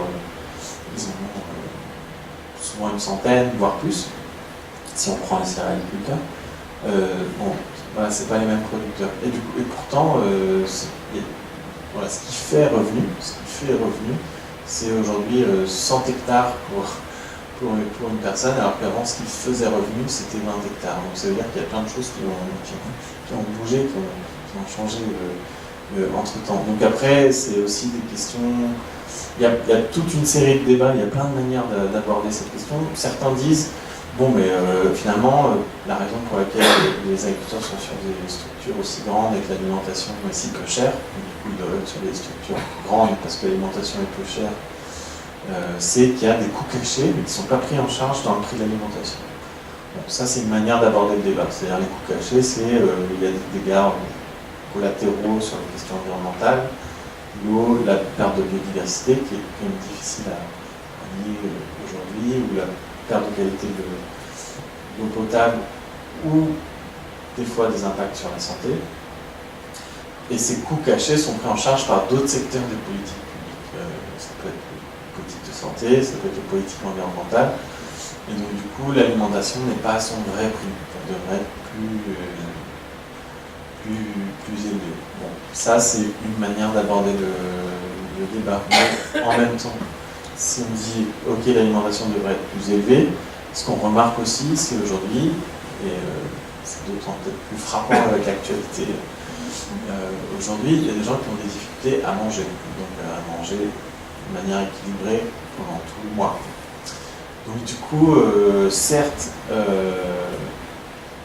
y a des coûts qui sont un peu externalisés, qui ne sont pas dans les politiques publiques, mais en même temps, il y a des gens qui ont des difficultés difficultés et qui ne pourraient pas aller plus loin. Alors après, on voit qu'en diminuant la consommation de viande, on baisse aussi un peu ses charges alimentaires. Mais bon, après, des fois, la viande est aussi sociologiquement une forme de revendication. Mais bon, c'est presque devenu un droit à la viande, bien que les régimes se soient métamorphosés. Mais après, ils ont été naturalisés comme les régimes légitimes, etc. Donc c'est une équation très compliquée et je trouve que quand on déroule toute l'équation, elle va au-delà de des simples politiques agricoles, parce qu'on se rend compte que il y a des questions sociales, d'égalité d'accès à l'alimentation, etc. Mais je suis plutôt d'accord avec vous que dans le paradigme actuel, mettre en place tout ça, c'est très compliqué. Ça touche à beaucoup de leviers. Donc je ne sais pas si ça brouille les cartes plus que ça ne répond à la question, mais c'est juste pour dire que il y a toutes les dimensions à prendre en compte. Aujourd'hui, les produits bio, sur le prix, sont chahutés. J'ai vu du lait bio vendu moins cher que du conventionnel, en grande surface. En grande surface, oui. Vous avez fait allusion aux céréales ukrainiennes. Oui. Elles sont concurrentielles, c'est vrai. Oui. Mais ça casse le prix. Oui, c'est sûr, le bio n'est pas une réponse en soi, parce que le bio c'est une réponse technique. C'est un mode technique. Et donc ça ne répond pas à la question de comment on arrive, par exemple, là, ce qu'on montre de l'agroécologie, c'est que c'est un système territorial. Ce n'est pas un cahier des charges technique pour répondre à une exigence d'un consommateur. C'est là on va un peu plus loin que la question de l'agriculture biologique, parce qu'on voit que pour mettre en place l'agroécologie concrète, réelle, il faut des complémentarités entre culture et élevage. Donc du coup, c'est des dimensions territoriales concrètes. Donc il faut réfléchir à l'échelle du système alimentaire territorial aussi. Puis pareil, il faut que la fertilité elle soit bouclée à l'échelle territoriale. On ne va pas faire des transports de déjection animale, de matière organique animale du sud de l'Europe jusqu'au nord de l'Europe. La pertinence, on va dire, environnementale du système diminue aussi un peu. Quoi. Il est probable que les déjections animales soient insuffisantes pour fertiliser. Bah là, ça c'est quelque chose qu'on a regardé. On voyait que légumineuses plus déjection animale, ça passait, mais ça passait juste. Mais on a fait le calcul. Cependant, vous avez raison que c'est quand même questionnable. C'est est-ce que ça passera à l'échelle territoriale et sous quelles conditions, etc. Votre modèle, il est valable pour la France, l'Europe, le monde? Donc le modèle que la modélisation là, que j'ai présentée, sa validité, c'est l'espace européen. On peut le décliner dans l'espace national, ça fonctionnerait. Ça reste, on va dire, un modèle très agrégé, qui est une forme de représentation de la ferme, ce qu'on pourrait appeler la ferme Europe. Si l'Europe était une seule ferme, c'est déjà une forme d'abstraction. Et donc du coup, l'objectif aussi dans la phase 2 de notre projet, c'était de décliner ce que ça voulait dire régionalement en prenant en compte les contextes climatiques locaux, etc. Donc décliner vraiment quel sera le système agronomique local dans toutes les zones d'Europe. Du coup, il y a cette dimension. Et par ailleurs, si on réfléchit à la question de l'agroécologie, si on la réfléchit à l'échelle européenne, si on la réfléchit à l'échelle de certains pays du Sud, de l'Afrique notamment, on ne peut pas la réfléchir dans les mêmes termes. En Europe, de facto, l'agroécologie, c'est entendu un peu comme là on l'a défini, c'est-à-dire sans pesticides et sans intrants de synthèse, de facto, elle génère une diminution des rendements. Alors après, est-ce que si on la généralise, est-ce que les rendements sur les pucilles, en plus c'est une prospective d'ici 2050, donc est-ce que il va aussi y avoir une amélioration des techniques qui fait que finalement la baisse des rendements soit un peu plus faible que ce qu'elle est aujourd'hui. Mais en tout cas, l'agroécologie en Europe veut plutôt dire une baisse des rendements, et donc du coup, une généralisation voudrait plutôt dire une baisse quand même de l'orientation des cultures vers les animaux, mais à condition qu'elles soient vendues et dans de bonnes conditions pour les producteurs et pour les consommateurs. Voilà, tout ça, c'est-à-dire à condition qu'on arrive à résoudre cette équation. Et dans les pays du Sud, il y a beaucoup de contextes où l'agroécologie saisit comme une maximisation des couverts végétaux, de l'usage de la ressource qu'est le soleil, et pareil sans intrants de synthèse, et dans des contextes où parfois les intrants de synthèse sont déjà utilisés de façon très marginalement, comme ça peut être le cas dans certaines zones d'Afrique. Là, l'agroécologie peut avoir des effets, plutôt des tendances à augmenter les capacités productives de certains territoires. Donc rien que pour ça, on ne pourrait pas appliquer la modélisation qu'on a faite sur d'autres cas. Et, de toute façon, globalement, toutes les paramètres d'entrée dans la modélisation sont des données européennes. Si on est capable de faire ça et de manière beaucoup plus fine, parce qu'il y a aussi des scénarios qui ont été faits sur ce que l'agroécologie pourrait nourrir le monde, etc. C'est une granulométrie, une échelle beaucoup moins fine que ce qu'on a pu faire à l'échelle européenne. Et notamment parce qu'à l'échelle européenne, il y a tout un appareil statistique cohérent, lié aussi au fait que sur une unité cohérente politique, il y a eu un appareil statistique qui allait avec, qui nous permet aussi de renseigner certaines données de manière assez fine. Donc ça, c'est pour ça qu'on avait les données rétrospectives sur plus de 50 ans. Aussi, on a pu regarder, avoir une approche rétrospective. Voilà. Si on oriente l'élevage bovin sur la pâture, majoritairement sur la pâture, Ouais. imaginons des sécheresses comme on commence à en connaître, Ouais. qu'est-ce qu'on fait? Alors oui, la question, sécheresse ça c'est ça pourrait notamment se poser du côté de l'Espagne, mais ça pourrait se poser aussi en France, parce qu'il y a eu Ça s'est posé cette année. ça s'est posé cette année, et pas que cette année, ça s'est aussi posé il y a 3 ans, il me semble. Il y a eu une sécheresse importante.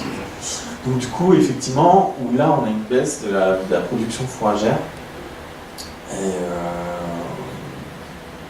ça, après, c'est une vraie question, mais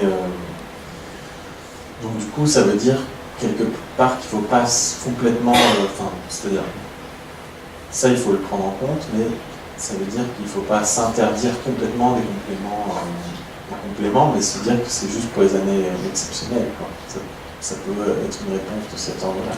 Une responsable professionnelle française indiquait que sa région, sur 10 ans, a eu 5 années de sécheresse. C'était une région plutôt humide. Ouais. Après, je pense qu'il faut aussi saisir la question de la sécheresse. Après, très clairement, moi je trouve que votre question, elle met en avant le fait qu'il faut... Parce que j'ai dit deux choses en début de présentation de cette modélisation. On n'avait pas pris en compte le changement climatique et on n'avait pas pris en compte la question de l'eau, la modélisation des flux de. Donc ce que vous dites, je trouve que ça met en évidence le fait qu'il faut absolument prendre ça en compte. Mais c'est très compliqué la modélisation. Et là, on ne peut pas complètement répondre à votre question, c'est qu'en fait, votre raisonnement, il est à système agricole donné, avec aussi ces questions d'usage des ressources en eau, de mode d'irrigation, etc. Si on prend le sud-ouest, par exemple, qui est ultra consommateur d'eau, notamment parce qu'il fait du maïs en monoculture, ils connaissent des moments de sécheresse, mais aussi parce qu'ils ont une modalité de gestion de l'eau et de besoin en eau très importante. Si on réfléchit les agrosystèmes de manière complètement distincte, les besoins ne sont pas tout à fait orientés au même moment, etc. Après, par exemple, les cultures intermédiaires qui sont fournisseuses d'azote, là, il ne faut surtout pas qu'elles soient irriguées, typiquement. Parce que si on commence à consommer de l'eau en mettant des cultures intercalaires qu'avant on ne faisait pas, et là qui ont une fonction de restitution de la fertilité, mais c'est des questions qui se posent actuellement, parce que par exemple,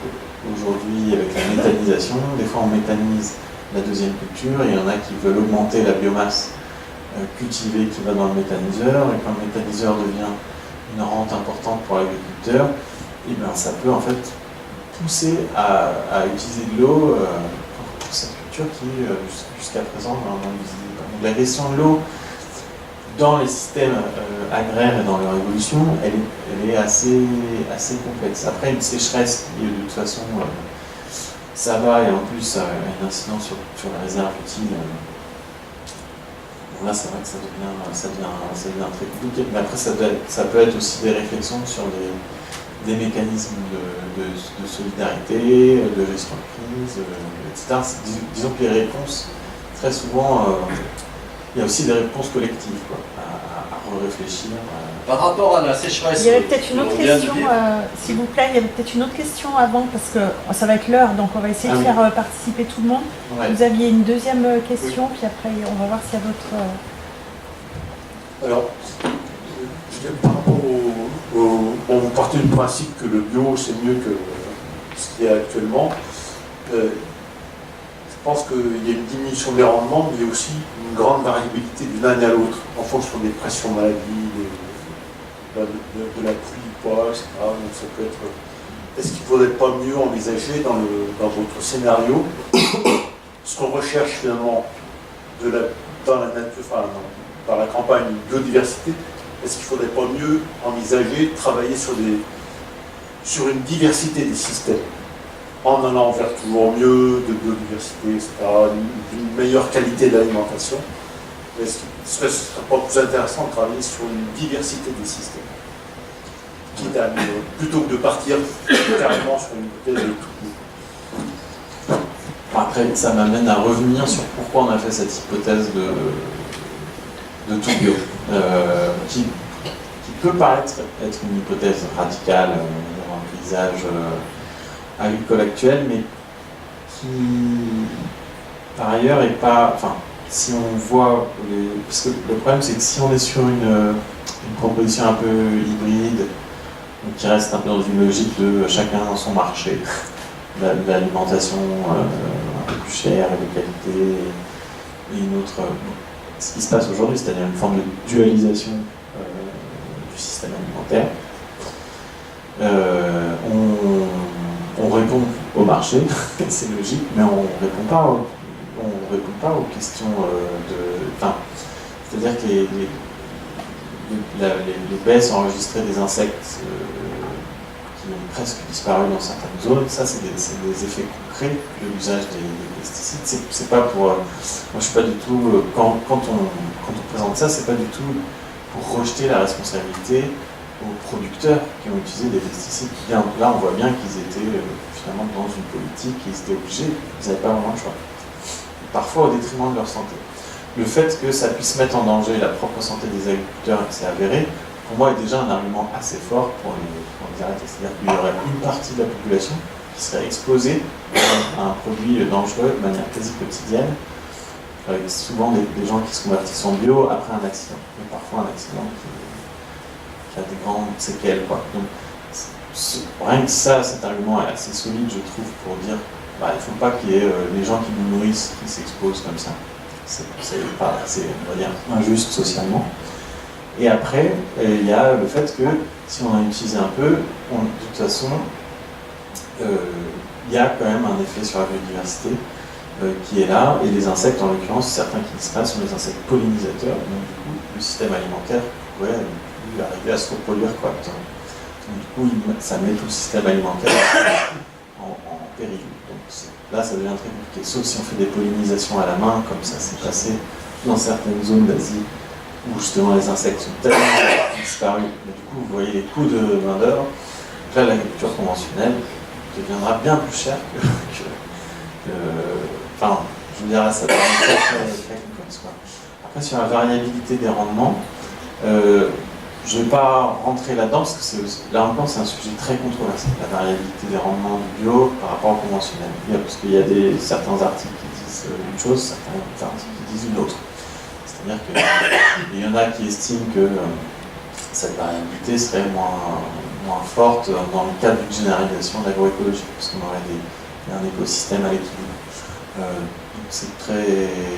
On a quand même de l'expérience. On a des siècles d'expérience. Sur l'utilisation du avant la variabilité. Oui, après c'est Non, mais ça pose la question générale de la variabilité de la production et comment on la prend en compte collectivement sans que ça... Parce qu'aujourd'hui, cette variabilité de production, elle est très individuée au niveau du risque. Le producteur, bon, il y a quelques systèmes d'assurance, de garantie, etc. Mais du coup, comment on peut prendre en compte cette variabilité sans que ça impacte trop les individus qui sont en charge de la production. Enfin, ça soulève des questions politiques. Très arrêter. Oui. Une dernière question, mais vraiment rapide parce qu'on va y aller. Ouais. C'est une question rapide. C'est à propos des semences. On a fait des sélections de semences qui n'étaient pas forcément adaptées à la situation actuelle. Je crois par exemple que pour le maïs, il y a eu des pays, il y a des zones où il y a des variétés de maïs qui demandent beaucoup moins d'eau. Alors est-ce qu'il y a une réflexion qui est portée sur la recherche de semences anciennes ou venant d'ailleurs, qui soient adaptées à nos climats changeants? Ça soulève des énormes questions. La question que vous posez, c'est quelle a été la modalité de sélection des semences jusqu'à présent. Il est vrai, et ça rejoint la question précédente sur la question de la variabilité des rendements, parce que aussi si on fait une pluralité de semences, on peut aussi avoir une variabilité qui change, etc. Ce qu'on note, c'est que globalement, la diversité cultivée a beaucoup diminué. Et plutôt au profit de sélections qui ont été, enfin de variétés qui ont été sélectionnées pour des critères de rendement en termes de biomasse, sous condition, c'est-à-dire en étant alimenté en azote. Donc, par exemple, si on prend le blé a été sélectionné, on a croisé avec des variétés naines issues du Japon au moment de la modernisation agricole. Et pour qu'ils réagissent favorablement quand on met de l'azote, qu'ils ne fassent pas des tiges trop longues et qu'ils versent quand il y a du vent. On a croisé les variétés naines et puis on a croisé avec des sélections qui privilégiaient le grain plutôt que la paille, pour s'assurer aussi qu'il y ait des rendements élevés. Donc on a sélectionné que sur les rendements, la biomasse, et la capacité à bien gérer l'usage d'intrants azotés. Mais on ne les a pas sélectionnés sur la capacité à s'adapter à des terroirs, etc. Donc après, on a pris les terroirs comme des espaces un peu neutres où on enlève via des herbicides, fongicides, pesticides, etc. On enlève tout ça pour gêner la bonne production de ces variétés qui, en soi, ne sont pas très adaptées au terroir. Donc effectivement, on a fait des choses dans un sens très particulier. Là, même dans le milieu conventionnel, ils se rendent compte un peu des limites de cette approche-là. Et puis c'est un peu pareil pour les animaux. Il y en a qui ont des races très rustiques, très bien adaptées à des territoires, etc.